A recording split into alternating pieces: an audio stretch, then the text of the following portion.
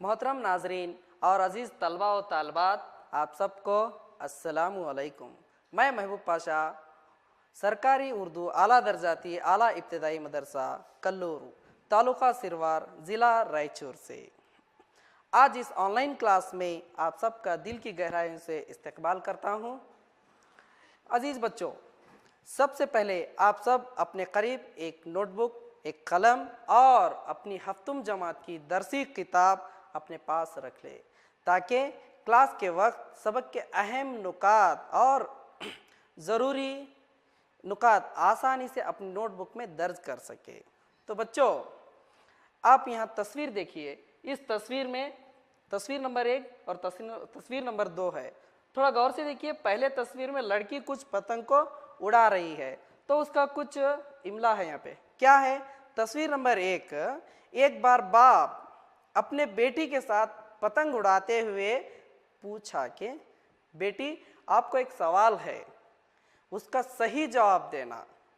अच्छा, तो तब पतंग उड़ाते वक्त धागे का काम, जो पतंग उड़ाने के लिए धागा इस्तेमाल करते नहीं, उसका काम क्या है? इस सवाल को बाप ने अपने बेटी से पूछा। तो तब तस्वीर 2, तो बेटी बाप से कहती है, तो बेटी ने कहा, अब्बू, धागा उस पतंग को आज़ादी से उड़ने देने के बजाय, यानी कि उसको धागा क्या करता है, पतंग को आज़ादी से उड़ने देने के बजाय खस के पकड़ता है, यानी कि उसको पकड़ के रखता है, अपने काबू में रखता है। यानी कि उससे आज़ादी देने के बजाय उसको अपने काबू में रखता है। तो तब तस्वीर 3 देखिए। क्या है? तो उस जवाब, बेटी का जवाब सुनते ही उनके अब्बू बेटी से फिर जवाब देते हैं, यानी कि वाकिफ होकर कहते हैं कि गलत जवाब बेटी, जो आपने जवाब दिया वो गलत है। वो धागा पतंग को अपनी मंजिल, यानी कि जिसको इंग्लिश में गोल कहते हैं ना, अपनी मंजिल को पहुंचाने की बजाय सही रास्ता पर उड़ने के लिए मदद करता है। वो काबू करने का, अपनी रास्ता बताने के लिए, यानी कि अपनी मंजिल को पहुंचाने के लिए उसको काबू में रखता है। इस जवाब को सुनकर बेटी ने अपने बाप के, अब्बू के जवाब को है नहीं मजाक में लेकर हंसना शुरू किया। तो तब अब्बू, यानी कि उस बच्ची के बाप ने एक प्लान बनाए। क्या किए? एक कैंची लेकर उस पतंग के तागे को काट दिया। तो काटते ही क्या हो जाता है? फौरन पतंग उड़कर, यानी कि उस जगह से उड़कर कुछ दूर तक जाकर टुकड़े टुकड़े होकर नीचे गिर गया। तो फिर क्या होता है? तस्वीर नंबर 3 देखिए। तो तब इस मंजर को देखकर वो बच्ची नाराज हो जाती है। क्या कहती है? इसको देखकर ठहर गई बेटी वालिद से। क्या कहती है? बेटी, ये है हकीकत। यानी कि हकीकत क्या है? धागा पतंग को आज़ादी से उड़ने देने के बजाय, अगर वो धागा उसके काबू में नहीं रहता, जब वो आज़ाद किया तो क्या होता है? वो जो पतंग का मंजिल था, मंजिल से अलग हो जाता है, यानी कि वो मंजिल को पहुंच नहीं सकता। धागे के काबू से क्या होता था? वो छूटते ही दूसरे से कहीं वहाँ भटक कर उसका मंजिल नहीं पहुंचता। मगर वो आज़ादी कितने कम वक्त का है, यानी कि जो आज़ादी तो दे दिए काट के, तो तब क्या होता है? थोड़ी दूरी पर जाता है और अपने मंजिल से भटक कर कहीं टूट कर टुकड़े टुकड़े होकर गिर जाता है। तो अब आपको मालूम हो गया नहीं, ये बात बाप अपनी बेटी को समझाता है। तो तब बेटी बाप से मुखातिब होकर कहती है, तो जो पतंग, तो बाप अपनी बेटी को समझाता है कि, समझौता देते कि तुम जो पतंग की तरह हो, यानी कि तुम क्या हो? वो पतंग की तरह हो, और उसको काबू करने वाला जो धागा है, वो धागा कौन है? वो आपके माँ बाप है। जो माँ बाप क्या करते हैं? वो धागे की तरह आपको काबू में रखते हैं। ऐसा नहीं कि काबू में रखने का मतलब आपको आज़ादी को छीनना नहीं, बल्कि आपका जो मंजिल है, आपका जो गोल है, उस मंजिल तक पहुंचाने के लिए, आपको आला मुकाम तक पहुंचाने के लिए, मदद करने के लिए आपको क्या करते हैं? काबू में रखते हैं। इस काबू को आप है ना आज़ाद नहीं दिए, हमें गुलाम बना रहे हैं, इस तरह समझते हैं। तो ये बात आपको समझ में आ गई कि ज़िंदगी का असल मंजिल से भटकने से रुकने के लिए, माँ बाप क्या करते हैं, आपको अपने काबू में रखते हैं और नसीहत देते हैं। ये जवाब सुनकर बेटी खुश हो गई कि हाँ बिल्कुल सही है कि माँ बाप अपने बच्चों को काबू में इसलिए रखते कि आपको आज़ादी नहीं देना नहीं, बल्कि आप कोई गलत काम ना करें, थोड़ी देर की खुशी के लिए कोई गलत रास्ते पर ना चले। तो बच्चों इसीलिए क्या करना है, अपने माँ बाप की, बड़ों की क्या करना है, उनकी नसीहत को मानना है, उनकी कदर करना जरूरी है। तो हम अभी तक पहले और दूसरे निशस्त में हमने क्या सीखा कि मुर्गे नसीर की नसीहत, मुर्गे असीर की नसीहत नज़म में कुछ मुर्ग ने अपने सयाद को कुछ नसीहत दे रहा था, उस नसीहत को हमने देखा।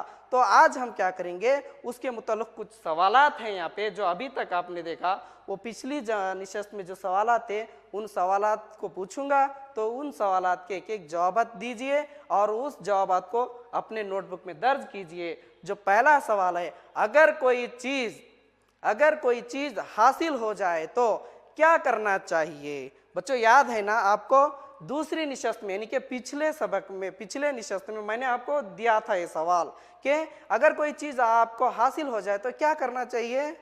हाँ वेरी गुड, क्या करना है, अगर कोई चीज़ आपको हासिल हो जाए तो उसे गफलत किए बगैर यानी कि लापरवाही किए बगैर संभाल कर रखना चाहिए। कोई लापरवाही नहीं करना, यानी कि उस चीज़ की कुछ कदर रहती तो उसको परवाह यानी कि उसको निकाल के रखना चाहिए। और बच्चों दूसरा सवाल, अगर कोई चीज़ हाथ से निकल जाए तो क्या करना चाहिए। सोचो कोई चीज़ अपने हाथ में आया तो उसको संभाल के रखना, कोई लापरवाही नहीं करना। अगर वो चीज़ आपके हाथ से निकल जाए तो क्या करना चाहिए।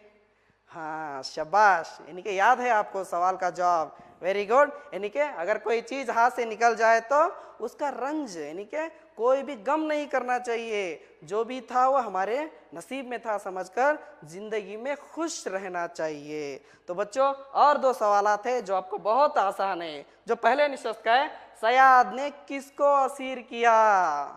हाँ ये तो आसान सवाल है, बहुत जल्दी आप इसका जवाब देते हैं। हाँ बिल्कुल बिल्कुल, सयाद ने असीर को यानी सयाद ने मुर्ग को असीर किया, वेरी गुड। और चौथा सवाल है, परिंदे ने अपनी कीमत क्या बताई। वाह क्या जल्दी से जल्दी जवाब दे रहे हैं, बिल्कुल।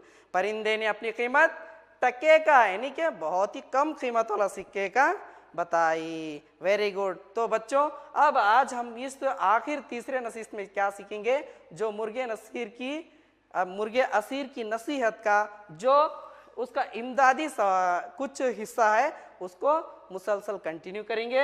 अजीज तलबा व तालबात, आज हम इस जमात हफ्तुम की उर्दू निसाबी किताब जो हमदर्दी नामी नज़म को इस तीसरी निशस्त के ज़रिए पढ़ने जा रहे हैं। समात फरमाइए। और जो नज़म नंबर 3 का और इमदादी एक छोटा नज़म है वो है क्या, हमदर्दी, इसका सफ़ा नंबर है 42 पर मौजूद है, तो उसको निकालिए। तो तैयार है ना बच्चों, जल्द से जल्द पेज नंबर 42 निकालो और अपनी उंगली को उस नज़म के ऊपर रखिए। तो बच्चों जल्द से देखिए, हमदर्दी, रेडी। तो अब हम बुलंद ख्वानी करेंगे। टहनी पे किसी शजर की तन्हा, बुलबुल था कोई उदास बैठा, कहता था कि रात सर पे आई, उड़ने चुगने में दिन गुजारा, पहुंचूं किस तरह आशियां तक, हर चीज पे छा गया अंधेरा, सुनकर बुलबुल की आहे वो जारी, जुगनू कोई पास ही से बोला, हाजिर हूँ मदद को जानो दिल से, कीड़ा हूँ अगरचा मैं जरा सा, क्या गम है जो रात है अंधेरी, मैं राह में रोशनी करूँगा, अल्लाह ने दी है मुझको मशाल, चमका के मुझे दिया है बनाया, है लोग वही जहां में अच्छे, आते हैं जो काम दूसरे के। तो बच्चों ये जो हमदर्दी नज़म है, इस नज़म को लिखने वाले मशहूर उर्दू के शायर है जिसका नाम है अल्लामा इकबाल। तो बच्चों इसका थोड़ा सा खुलासा बोलता हूँ, समात फरमाइए। यानी टहनी पे किसी शजर की तन्हा, यानी टहनी का मतलब कोई पेड़ का टहनी है यानी शाख है, उस पे किसी शजर की तन्हा यानी उसकी डाली पर एक तन्हा अकेला बुलबुल था कोई उदास बैठा। एक बुलबुल क्या था, बहुत ही उदास बैठा था, अकेला उदास बैठा था। और क्या कह रहा था, कहता था कि रात सर पे आई, वो क्या हुआ, रात उसके सर पे नहीं, रात हो चुकी थी, उड़ने चुगने में दिन गुजारा। वो दिन पूरा क्या किया, जो बुलबुल दिन पूरा अपने चरने में उड़ने में दिन पूरा गुजार दिया, और शाम हो गई तो एक टहनी, शजर के टहनी पर बैठ गया। पहुंचूं किस तरह, आशियां तक। तो अब वो क्या है, अपनी आशियां तक, यानी कि अपने घोंसले तक, घर तक किस तरह से पहुंचना है। हर चीज पे छा गया अंधेरा, वो तो एक बुलबुल है, रात का अंधेरा है, तो अपनी आशिया तक कैसे पहुंचना है, क्योंकि रात है नहीं, हर तरफ अंधेरा छा गया है। तो ये जो भी वो चीज बयां कर रहा था बुलबुल, तो तब एक सुनकर बुलबुल की आहें वो जारी, बुलबुल जो भी चहक रहा था, बोल रहा था, उसकी आवाज सुनकर क्या कहता है, एक जुगनू कोई पास ही से बोला। जो पास में एक जुगनू था, जुगनू का मतलब तो आपको मालूम है, जुगनू के मानी जो चमकदार कीड़ा है, जो रात को रोशनी देता है, वो जुगनू क्या है, पास ही इस बुलबुल की आवाज को सुनकर कहने लगा कि क्या, हाजिर हूं मदद को जानो दिल से, मैं है नहीं अपनी जानो दिल से, मैं पूरी आपकी मदद करने के लिए हाजिर हूं। कीड़ा हूं अगरचा मैं जरा सा, देखने के लिए आपको एक छोटा सा, यानी जरा सा मतलब छोटा सा कीड़ा हूं, लेकिन आपकी मदद करने के लिए दिलो जान से हाजिर हूं। क्या गम है जो रात है अंधेरी, मैं हूं ना आपके साथ, तो आपको क्या गम है जो रात की अंधेरी है, मैं राह में रोशनी करूंगा, आपको आपके आशियां तक, यानी कि आपके घर तक, आपके घोंसले तक पहुंचाऊंगा, आपको रात पूरा क्या करूंगा, रोशनी करूंगा आपका रास्ता पूरा। और फिर अल्लाह ने दी मुझको मशाल, अल्लाह ताला ने मुझको मशाल दी है, यानी कि रोशनदार एक चराग दिया हुआ है, जो कुदरती चराग है, चमका के मुझे दिया है बनाया, मुझे अल्लाह ताला ने एक दिया बनाया है, चिराग बनाया है जो चमका के। और है लोग वही जहां में अच्छे, जो लोग है ना वो अच्छे, जो लोग जहां में अच्छे हैं, कौन, जो दूसरों की मदद करते हैं, नहीं आते हैं जो काम दूसरे के, जो दूसरों के काम करते हैं, मदद करते हैं, वो लोग बिल्कुल अच्छे हैं, यानी कि अल्लाह को वही लोग पसंद है जो दूसरों की मदद करे, जो दूसरों की हमदर्दी बचाए, वो लोग अल्लाह ताला को बहुत पसंद है। इस नज़म यानी हमदर्दी नज़म को लिखने वाले अल्लामा इकबाल है। तो बच्चों, ये एक इमदादी नज़म था जो मुर्गे असीर की नसीहत में है। इस नज़म के तहत कुछ सवालात है, मैं आपको कुछ सवालात पूछूंगा, तो उस सवालात के जवाबात अपनी नोटबुक में दर्ज कीजिए। तो बच्चों तैयार हैं ना आप सब लोग, हाँ बिल्कुल। तो बच्चों पहला सवाल, बुलबुल कहाँ बैठा हुआ था, तो जवाब दीजिए बच्चे, जो बुलबुल है ना कहाँ बैठा हुआ था, हाँ वेरी गुड, शाबाश, बुलबुल कहाँ, शाख पर, यानी कि टहनी पर बैठा हुआ था, वेरी गुड। और उसी तरह दूसरा सवाल, बुलबुल का दिन कैसा गुजारा था, जो बुलबुल है ना दिन पूरा कैसा गुजारा था, वेरी गुड, यानी कि क्या कर रहा था वो, दिन पूरा दाने चरने में गुजारा हुआ था, वेरी गुड। अब तीसरा सवाल है, बुलबुल से जुगनू क्या कहता है, जो बुलबुल है नहीं, बुलबुल से जुगनू जो चमकदार एक कीड़ा है वो क्या कहता है, हाँ सही जवाब दिया आपने, यानी बुलबुल से जुगनू क्या कहता है, मैं आपकी मदद करूंगा, आपकी अंधेरी रात को क्या करूंगा, मैं रोशन बनाऊंगा, ये कहता है, वेरी गुड। और चौथा सवाल है, क्या है, बुलबुल क्यों उदास था, ये जो बुलबुल है नी उदास क्यों था, हाँ बुलबुल इसीलिए उदास था कि वो अपनी आशियां तक पहुंचना है, यानी अपने घर को, घोंसले को पहुंचना है, लेकिन क्या करना, मजबूर है, अंधेरा है, अंधेरी रात में कैसा पहुंचना, इसीलिए बहुत उदास था, वेरी गुड। तो चलिए बच्चों, आखिरी सवाल, जो हमदर्दी नज़म का आखिरी सवाल है, जहां में कौन से लोग अच्छे हैं, तो आप अपने हिसाब पे बताइए, और इस बुलबुल के तहत जुगनू के हिसाब में बताइए कि जहां में वो कौन से लोग अच्छे हैं, हाँ सही फरमाया आपने, क्या है, जहां में वही लोग अच्छे हैं जो दूसरों की मदद करते हैं, दूसरों की हमदर्दी जताते हैं, वो लोग सबसे अच्छे हैं, वेरी गुड, माशाल्लाह, बहुत खूब, आप तो बहुत ही तेज दिमाग वाले हो। तो बच्चों आज इस नज़म के साथ एक हम उर्दू जो जुबान है, लैंग्वेज के तहत कुछ क़वायद की भी जानकारी रखना बहुत ज़रूरी है। तो आज हम क्या करेंगे, क़वायद का एक छोटा हिस्सा है जो आपको मालूम है। बच्चों यहाँ कुछ तस्वीरें हैं, इस तस्वीरों को देखिए, जरा नजरसानी कीजिए। जो पहली तस्वीर है ये है गाय, वेरी गुड। और दूसरी तस्वीर है गुलाब, वेरी गुड। और तीसरी तितली, वाह नाइस। और चौथा उस्ताद, जो कुछ बोर्ड के यानी तख्ते स्याह पर लिख रहे हैं, गुड। और चौथे वेरी गुड, ये एक यूनिवर्सिटी है, ये हम्पी की एक यूनिवर्सिटी है। और ये वाह, आप सब लोगों ने देखा होगा ना टीवी में, बेंगलुरु का ये विधान सौधा है, वाह बहुत खूब। यानी कि ये सारे चीजें जो आप तस्वीर देखें, इसमें क्या नजर आ रहा है? हाँ, क्या है? यहाँ सिर्फ नाम है। किस किस के नाम है? या किसी जानवर का नाम है, वेरी गुड। किसी जानदार, ये यानी जानदारों का नाम है, गुड। फिर किसी चीजों का भी नाम है। तो उर्दू में जो भी हो, देखिए, किसी जानदार या चीज या तो ये जगह, समझ में आ रहा ना आपको? किसी जानदार, चीज या जगह के नाम को हम क्या कहते हैं कवायद के लिहाज से?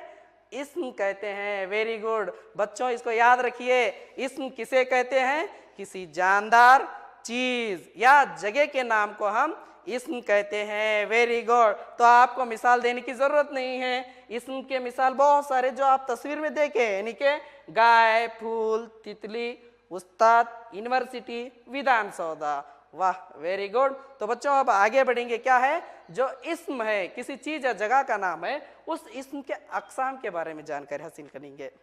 तो बच्चों इस्म के दो किस्म है, दो।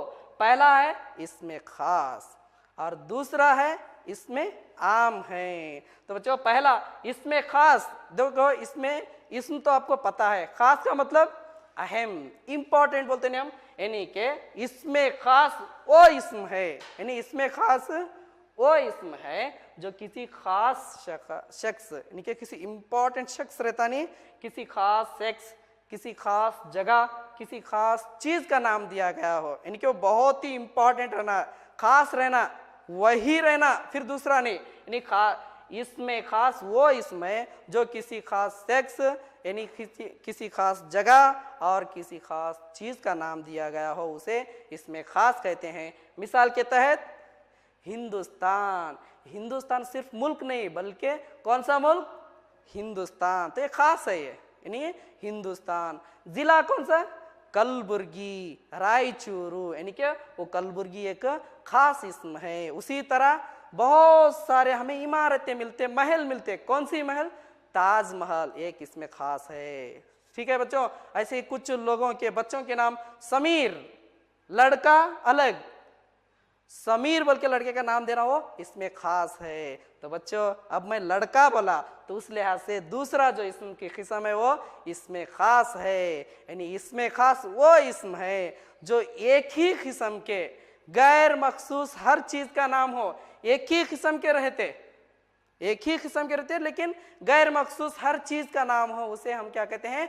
इसमें आम कहते हैं। क्या कहते हैं? इसमें आम। यानी कि अभी मैंने फरमाया समीर कौन है? ये लड़का है। अब लड़का बोलते ही बहुत सारे आते हैं, लड़का, समीर बोलने वाला लड़का आता है, दूसरा और कोई लड़का आता है। उसी तरह लड़की तो और कोई लड़की का नाम आता है। उसी तरह दूसरे जानवर है, ऐसा जानवरों में कौन सी जानवर? गाय, बैल, बकरी, जानवर तो एक इसमें आम है, आम बात है कि ये जानवर है, वो जानवर तो कौन सी जानवर? गाय एक जानवर है। और नदी, ये सिर्फ आम है, नदी, उसमें नाम देते हम कावेरी नदी, कृष्णा नदी, तो ये नदी कहने वाला जो इसमें वो इसमें आम है। उसी तरह तलवार, अब तलवार एक आम है, अलग अलग तलवार, सोने की तलवार, चांदी की तलवार, ये एक इसमें आम है तलवार। और लड़की, यानी कि बच्चों अब आपको अंदाजा लगा होगा कि इसमें आम और इसमें खास की फर्क क्या है। तो चलिए अब हम क्या करेंगे, इसमें खास यानी कि वो खास चीजें हैं, खास जगह है, उनके बारे में और उसके अक़साम के बारे में जानकारी हासिल करेंगे। तो इसमें खास के 5 अहम किस्में हैं। वो है पहला इल्म, दूसरा खिताब, तीसरा तकल्लुस, चौथा लक़ब और पांचवा है उर्फ। तो बच्चों अब हम पहले से इसकी जानकारी इसके मुतल्लिक़ हासिल करेंगे। पहला है इल्म। इल्म वो इसमें खास है जो किसी खास सेक्स या जगह का नाम हो, यानी कि इल्म एक वो इसमें खास है जो किसी खास सेक्स का हो या तो जगह का नाम हो। जैसे कि वो कौन से खास शख्स है, यहाँ पे है नंबर 1 पर कौन, हजरत टीपू सुल्तान रहमतुल्लाह अलैह। और उसी तरह किसी खास जगह हो, यानी कि यहाँ पे एक नदी है, कृष्णा नदी, कावेरी नदी, और यहाँ पे है दिल्ली का एक है, और यहाँ पे है हैदराबाद का चार मीनार। ये सारे क्या है, इसमें खास के जो पहला इसमें खास का किस्म है वो इल्म है। तो बच्चों अब दूसरा जो इसमें खास का किस्म है वो है खिताब। खिताब वो इसमें खास है जो हुकूमत की तरफ से, किसके तरफ से, हुकूमत यानी गवर्नमेंट के जानिब से किसी खास सेक्स को, सबको नहीं, जो अहम रहते नहीं, किसी खास सेक्स को उसकी खिदमत या इज्जत के तौर पर दिया जाता है, जो किसी खिदमत या तो इज्जत के तौर पर दिया जाता है। यानी कि जैसे कि सर, जो हमारे उर्दू में सर सैयद अहमद खान, उनका नाम अहमद खान है, उनको जो किसी खास को उनकी खिदमत और उनको इज्जत अफजाई के हिसाब से सर दिए। खान बहादुर और पद्म भूषण, भारत रत्न, और उसी तरह देखिए आप यहाँ को भारत रत्न का एक कुछ तस्वीर है, और उसी तरह पद्म भूषण, ये सारे क्या है, ये खिताब है जो मशहूर लोगों को दिया जाता है, ये शख्स को दिया जाता है जो मशहूर रहते हैं, जो उनके खिदमत और इज्जत के तौर पर दिया जाता है। और तीसरा इसमें खास का है वो है तकल्लुस। बच्चों तकल्लुस वो इसमें खास है जो मुख्तसर नाम रहता है, जो शायर जो शायरी लिखते नहीं, शायर अपने कलाम में, यानी कि जो उनका कलाम रहता, कलाम में अपने नाम की जगह पर इस्तेमाल करते हैं, यानी कि अपना नाम दोबारा लाने के वजह उनका एक, जैसे कि इंग्लिश में ट्रेडमार्क बोल के बोलते नहीं, उस तरह एक शायर अपने कलाम की जगह पर इस्तेमाल करता है, उसको हम क्या कहते हैं, तकल्लुस कहते हैं। जैसे कि आपने यहाँ देखो मीर तकी मीर, अल्लामा इकबाल और गालिब, हाली, सारे मशहूर उर्दू के शायर हैं जो इनके तकल्लुस है। बच्चों याद रखिए ये तकल्लुस का निशाना है, यानी कि ये किसके लिए, शायर अपने कलाम को यानी अपने नाम की जगह पर इस्तेमाल करते हैं, उसको तकल्लुस कहते हैं। और चौथा है लक़ब। लक़ब मानी के वो नाम जो किसी खास शख्स के लिए, यानी उनकी खास खूबी रहना, या तो बुजुर्गी की या तो उनकी वस्फ के लिए दिया जाता है, उनकी बुजुर्गी रहती, उनकी खास खूबी रहती है, कुछ तो भी खूबी रहती नहीं, जो काम कर रहे थे उसके लिहाज से उसके लिए दिया जाता है, उसको लक़ब कहते हैं। जैसे कि कलीमुल्लाह, यानी हमारे उर्दू में हम देखे हैं कि मूसा कलीमुल्लाह, यानी कलीमुल्लाह का मतलब अल्लाह से बात करने वाले, ऐसा, और उसे वो उनका लक़ब था। और इमामुल हिंद और बाबाए उर्दू, जो आप यहाँ दिख रहा है बाबाए उर्दू, और बुलबुले हिंद, यानी कि सरोजिनी नायडू, इनको बुलबुले हिंद के लक़ब से पुकारा जाता था। बच्चों याद रखिए तकल्लुस अलग, लक़ब अलग है। तकल्लुस उनके नाम के बजाय इस्तेमाल करता है, लक़ब क्या है, उनकी खूबी या बुजुर्गी की वजह से दिया जाता है। और आखिर को है उर्फ है, ये तो उर्फ हम आम जुबान में आपस में जो प्यार मोहब्बत से बात करते हैं, यानी कि वो छोटा सा नाम जो उनको हमेशा पूरे नाम से बुलाने के बजाय प्यार से छोटे नामों से, यानी शॉर्टकट नेम्स बोलते नहीं, छोटे नामों से बुलाया जाता है। जैसे कि कल्लू, चुन्नू, मन्नू, पप्पू, बाबू, ये वगैरह जो हम आम जुबान में बुलाया जाता है प्यार से, उसको हम उर्फ कहते हैं। तो बच्चों अभी तक जो भी आपने सुना क़वाइद के मुतालिक और हमदर्दी, इस नज़म के मुतालिक कुछ आपकी जानकारी हासिल करेंगे कि आपने इस निशस्त में कितनी सीखे, कितनी जानकारी हासिल की। तो पहला सवाल बच्चों थोड़ा दर्ज कीजिए, बुलबुल कहाँ बैठा हुआ था?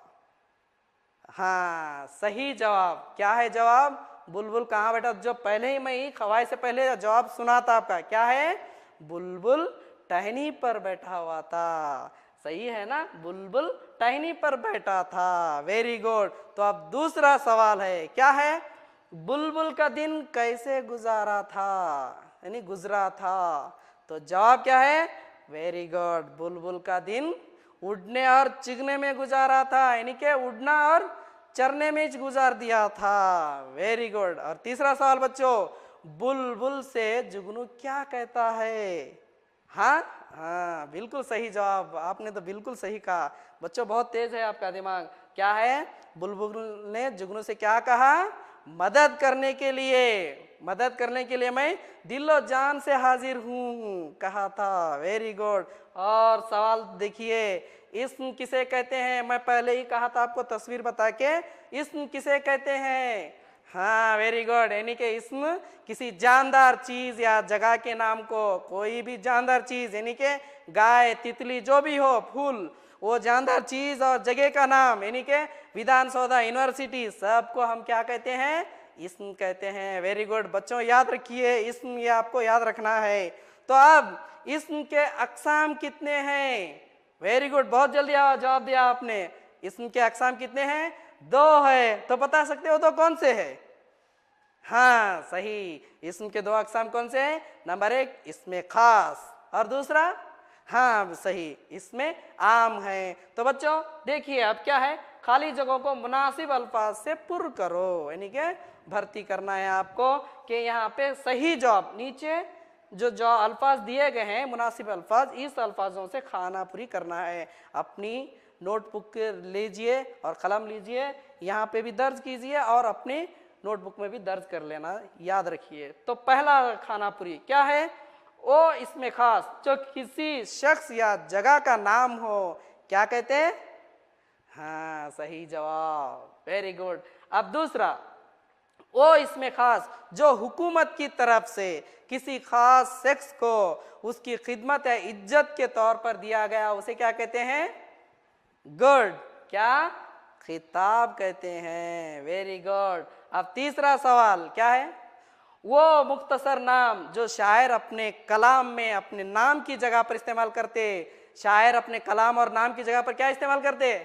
वेरी गुड, तकल्लुस, सही जवाब, वेरी वेरी गुड। चौथा, वो नाम जो किसी खास शख्स के लिए खास खूबी या बुजुर्गी की या वस्फ के लिए दिया जाए तो उसे यस लक़ब कहते हैं। Very good. और पांचवा आखिर क्या है खानापुरी? वो छोटा सा नाम जो मोहब्बत या प्यार की वजह से हम लोग बात करते हैं ना आपस में, उसको क्या कहते हैं दोस्ताना तौर पर? यस, उर्फ कहते हैं। तो बच्चों चलिए कुछ हम आवाज अल्फाज है जो आपको जरूरी है मश्की लिहाज से। दाना, दाना का मतलब अनाज यानी गल्ला, बीज, और एक दाना का मतलब अक्लमंद, होशियार। देखिए दाना दाना पढ़ते, एक दाना है बीज यानी अनाज है, दूसरा दाना है अक्लमंद, होशियार है। और दूसरा क्या है? पर, पर बोले तो यस, परिंदे का पर जो उड़ने के लिए है, और एक पर, एक परिंदे का पर जो उड़ने के लिए परिंदे का हिस्सा है, दूसरा और एक पर, ऊपर को पर कहते हैं। ठीक है। और उसी तरह नेक्स्ट लाल, लाल का क्या है? हाँ लाल मतलब बेटा, अरे मेरा लाल बोलते हैं ना, बेटा है। और एक लाल रंग है यानी सुर्ख लाल रंग को रंग कहते हैं। और दाम, यस, हम आवाज मानियों में दाम का मतलब जाल है यानी फंदा, और एकदम कीमत मोल है। बच्चों आखिर का क्या है हम आवाज अल्फाज? शाख, शाख का मतलब जानवर का सींग है, जानवर के जो सींग रहते सींग है। और एक शाख जो टहनी डाली, आप ऑलरेडी मालूम कर चुके हैं। बच्चों याद रखिए मुर्गे असीर की नसीहत, ये नज़म को आप और एक मरतबा यादा कीजिए और इसका खुलासा लिखना भूलिए मत के, जो पहले और दूसरे निशस्त में आप पढ़ चुके हैं। तो बच्चों आखिर को एक घर का काम है यानी कि होमवर्क दिया जा रहा है कि पहला इसको अपने नोटबुक में दर्ज कीजिए। नंबर 1, अल्लामा इकबाल जो मशहूर शायर है उनके बारे में छोटा सा एक 10 सफ़ा लिख कर आइए। और दूसरा है हमदर्दी नज़म, जो इमदादी नज़म था, हमदर्दी नज़म का खुलासा लिखिए, अपने अल्फाज में खुलासा लिखिए, किसी और को मत पूछिए, जो आपको समझ में आया वही लिखिए। और तीसरा है इसमें खास के जो 5 किस्में मैंने सुनाया आपको, उस 5 किस्मों को 10 मरतबा लिख कर आइए ताकि वो 5 किस्मों को हमेशा आपके जहन में पक्का हो जाए। तो बच्चों अभी तक आपने इस हफ्तुम जमात की मुर्गे असीर की नसीहत यहाँ पर पूरी नज़म ख़त्म होती है। इतनी देर तक इत्मीनान से सुनने के लिए बहुत शुक्रिया। अल्लाह हाफिज़।